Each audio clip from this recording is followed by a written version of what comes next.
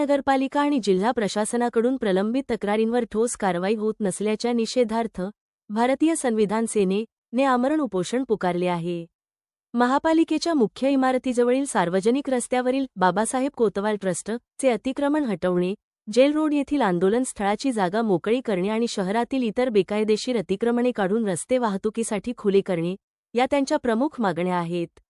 प्रशासनाच्या अकार्यक्षमतेमुळे कायदेशीर मार्गाने हे संविधान जागर आंदोलन छेडण्यात आल्याचे संघटनेकडून स्पष्ट करण्यात आले आहे। हे उपोषण संघटनेचे संस्थापक अध्यक्ष आनंद लोंढे आणि राज्य प्रवक्ते संतोष अमृतसागर यांच्या नेतृत्वाखाली सुरू आहे। जोपर्यंत अतिक्रमण निर्मूलनाची प्रत्यक्ष कारवाई होत नाही तोपर्यंत आंदोलन सुरूच राहील असा ठाम निर्धार व्यक्त करण्यात आला आहे।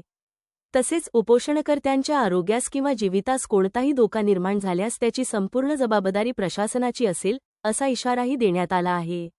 या गंभीर इशाऱ्यानंतर आता प्रशासन काय पावले उचलते याकडे सर्वांचे लक्ष लागले आहे। भारतीय संविधान सेनेच्या वतीने 2 ते 3 महिन्यापूर्वी आम्ही धुळे जिल्हाधिकारी कार्यालयातील आपले प्रमुख अधिकाऱ्यांना तसेच महानगर आयुक्तांना निवेदन दिले होते की जी काही आंदोलनाची जागा आहे जेल रोडवरील, तर येथे व्यापाऱ्यांनी ज्या पद्धतीने अतिक्रमण केलेले आहे, गरजेपेक्षा जास्त गाळे बांधले गेलेले, ते अतिक्रमण तात्काळ उठवण्यात यावे व या ठिकाणी आंदोलकांसाठी जागा उपलब्ध करून देण्यात यावी ही एक मागणी होती।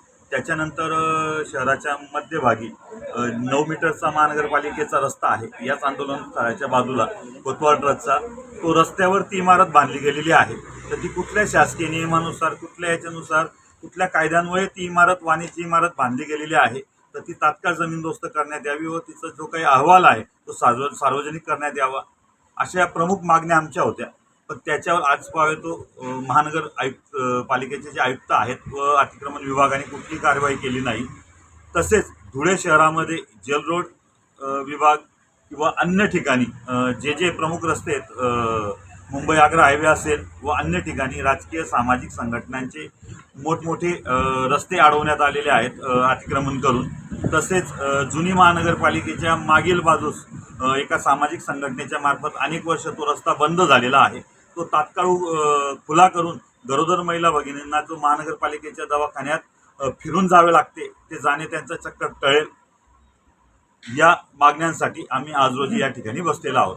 या ठिकाणी आमचे पक्षाचे जे काही प्रवक्ते आहेत आबा अमृतसागर आजपासून आमरण उपोषणाला बसत आहेत।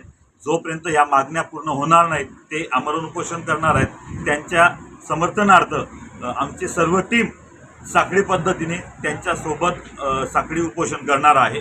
या मागण्या जर येत्या 8-10 दिवसात पूर्ण झाल्या नाही, 5 दिवसात, तर मी स्वतः आमच्या पूर्ण टीमसहित आमरण उपोषणाला बसणार आहे। जय हिंद, जय शिवराय, जय भीम।